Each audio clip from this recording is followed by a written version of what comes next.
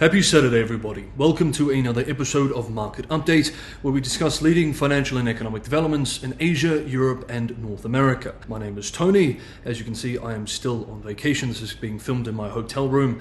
Once again, please forgive the informality of the setting. This will be the case for at least a few more days. Now, there is a lot to cover, so let's jump in. And first up, we begin in North America. On Friday, US President Donald Trump unveiled a sweeping budget proposal for fiscal year 2026 that drastically reshapes federal spending, slashing funding for domestic programs while boosting military and national security outlays to historic levels. In a preview of what officials have called the skinny budget, the Trump administration is proposing $557 billion in non-defense discretionary spending, representing a dramatic $163 billion cut from current levels. Meanwhile, national security spending will rise 13% to a record $1.01 trillion. The administration describes the budget as a necessary shift toward, quote, efficiency, strength, and strategic focus, end quote. The proposed defense budget will surpass $1 trillion for the first time in US history, reflecting Trump's call for a Reagan-style military buildup amid growing global threats.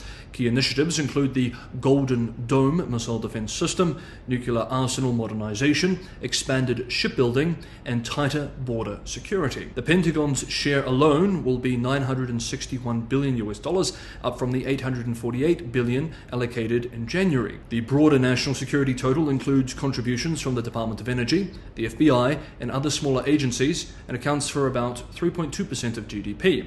So even though this is a historic $1 trillion level, it is still relatively small as a percentage of GDP. The package also includes a 3.8% military pay rise, reflecting Trump's promise to, quote, reward the men and women who defend our country, end quote. Defense Secretary Pete Hegseth defended the historical request, saying the Pentagon is committed to, quote, spending every taxpayer dollar wisely on lethality and readiness, end quote. Still, the move is likely to spark controversy, particularly following a Government Accountability Office report this week that highlighted $10.8 billion in fraud uncovered at the Department of Defense from 2017 through 2024. On the domestic front, Trump's budget envisions a sweeping rollback of federal spending, nearly 23% below current projections for 2025. The Environmental Protection Agency and the Department of Energy face some of the steepest reductions, especially programs supporting renewable energy and climate initiatives. Trump is also seeking to cancel $15 billion in funding for clean energy initiatives passed under President Joe Biden's signature infrastructure law.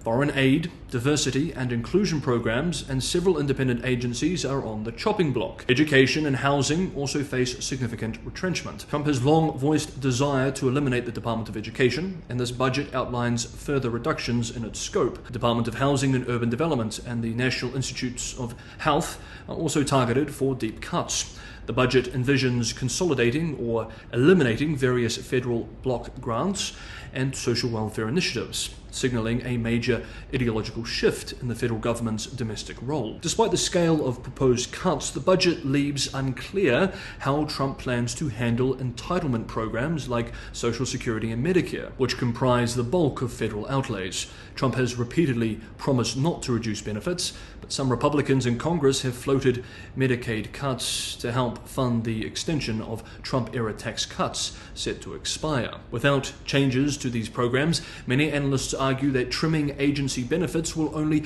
modestly reduce the overall deficit, especially as rising interest rates increase the cost of servicing the national debt. The budget proposal also underscores the growing influence of billionaire Elon Musk, who Trump appointed to lead a Department of Government Efficiency, or DOGE. Musk has spearheaded a controversial campaign to shrink the federal bureaucracy, cancel contracts, and dismantle agencies.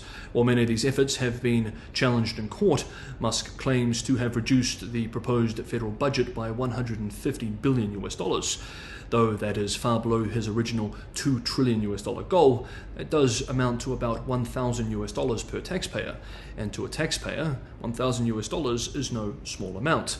The so-called skinny budget is just the opening salvo in what will likely be a months-long contentious set of negotiations.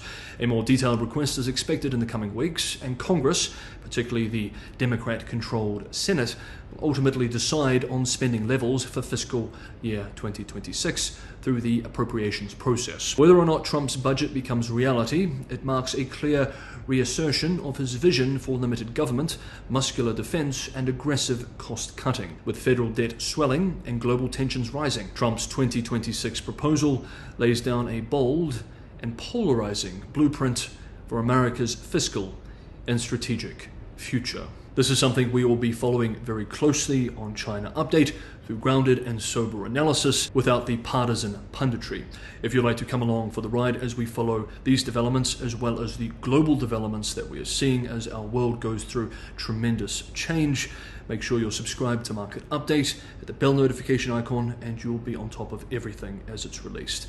If you're getting some value from today's episode of Market Update, don't forget to hit the like button. Let's continue, and we move now to Asia. South Korea is facing simultaneous political and economic upheaval just weeks ahead of a crucial snap presidential election scheduled for the 3rd of June. In a dramatic turn of events, Prime Minister Han Duck-seo resigned as acting president on Thursday afternoon to run for president following the impeachment and removal of conservative leader Yoon Suk-yeol, who was ousted last month after a failed attempt to impose martial law in December. Finance Minister Choi Sang-mok had been expected to assume the role of acting president, but in a surprise move, he also resigned late Thursday evening after South Korea's opposition-led parliament launched fresh impeachment proceedings against him. As a result, Education Minister and Deputy Prime Minister Lee Joo-ho was installed as acting president at midnight, the fourth person to fill the role in less than 6 months. The resignations highlight deepening fractures within Yoon's Conservative People's Power Party, PPP, which is struggling to identify a viable challenger to left-wing frontrunner Lee. Against this volatile backdrop, the National Assembly approved a 13.8 trillion won, $9.7 billion supplementary budget on Thursday to address mounting economic risks. The package includes funds to counter weak domestic demand, assist wildfire-hit regions, and support fresh produce subsidies and infrastructure spending. The figure extends the government's original 12.2 trillion won proposal, reflecting rising urgency to stimulate growth. South Korea's economy contracted unexpectedly in the first quarter, dragged down by declining construction investment and sluggish exports. The downturn has been exacerbated by US President Donald Trump's aggressive trade regime, which includes sweeping levies on steel, autos, and a looming 25% blanket tariff set to apply to South Korean exports after a temporary grace period ends. April export data revealed a concerning trend. While unadjusted exports grew 3.7%, the working day adjusted figure showed a 0.7% decline. Auto exports fell 3.8% and shipments to the US were down 6.8%, although semiconductor exports rose 17.2%. With South Korea shipping nearly half of its vehicles to the United States, trade disruptions pose a serious threat to key industries. Despite recent talks in Washington in hopes of a framework trade agreement, Seoul has stated it will not rush a deal before the election. Officials cite the tight schedule and political uncertainty as major barriers. Adding to the challenge, the Bank of Korea held rates steady at 2.75%, but signaled growing concerns over the country's economic outlook. Inflation held at 2.1% in April, giving policymakers room to consider rate cuts later this month. Some economists believe further stimulus, including another supplementary budget, may be needed depending on the election outcome. With its political leadership in flux and global trade headwinds intensifying, South Korea faces a daunting path forward. And finally, for today, we move now to Europe. The European Union is preparing to increase its purchases of American goods by up to 50 billion euros in a bid to diffuse escalating trade tensions with Washington. EU Trade Commissioner Maros Sefcovic revealed in an interview with the UK-based Financial Times. However, he warned that the bloc would not accept continued US tariffs as part of a final agreement. The EU and the US have been locked in intense negotiations since President Donald Trump imposed sweeping new tariffs on international trade in April, including a 20% levy on EU goods. Though that measure was later suspended for 90 days, a baseline 10% tariff on nearly all imports remains in place.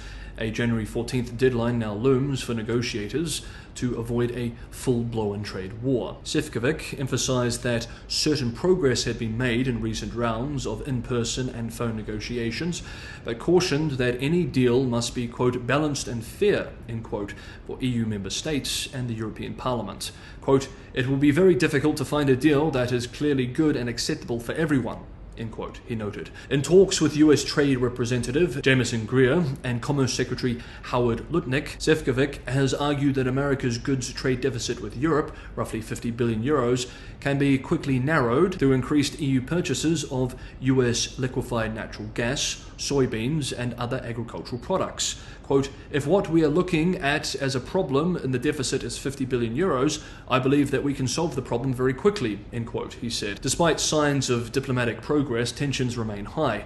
Šefčovič called the threatened cumulative tariffs from Washington, quote, astronomical, end quote, and unjust, warning that the EU would not accept the 10% tariff floor as the basis of a deal.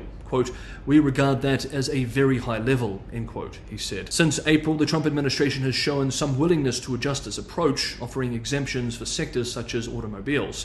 Šefčovič welcomed these revisions, noting that he was, quote, not the only one, end quote, to raise concerns over the economic damage such policies could cause. In return for the temporary suspension of reciprocal tariffs, the EU agreed to pause its own retaliatory measures on 21 billion euros of American exports, including iconic products like Harley-Davidson motorcycles, poultry, and textiles. That ceasefire expires on the 14th of July. Meanwhile, the European Commission is working closely with member states to prepare for both outcomes.